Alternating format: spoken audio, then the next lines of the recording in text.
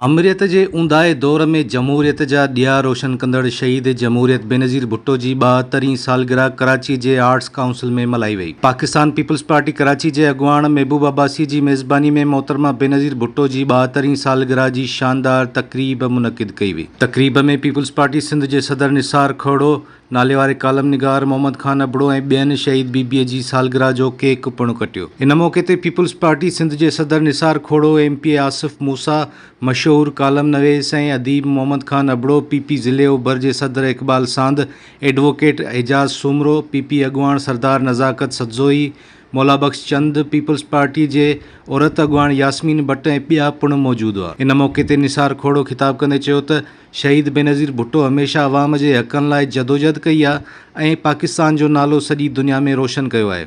हिन चयो त मोहतरमा हिकु अज़ीम पीउ जी अज़ीम धीउ हुई। शहीद बेनज़ीर भुट्टो पाकिस्तान जी साख ऐं वक़ार लाइ अहम कारनामा सर अंजाम ॾिना। इन मौक़े ते नाले वारे लेखक ऐं कालम नवेस मोहम्मद खान अबड़ो ऐं ॿियनि ॻाल्हाईंदे चयो त बीबी शहीद आइन जी बालदस्तीअ ते पको यकीन रखंदी हुई। संदसि अणथक महिनत जा नतीजा कंहिंखां बि ॻुझा न आहिनि। हिन जमहूरियत खे बहितरीन इंतकाम करार ॾिनो। अॼु इन जो नौजवान पुटु बिलावल भुट्टो शहीद राणी मोहतरमा बेनज़ीर भुट्टो जो शुरू कयल ख़ुशहाल पाकिस्तान जो एजेंडो खणी अॻिते वधी रहियो आहे।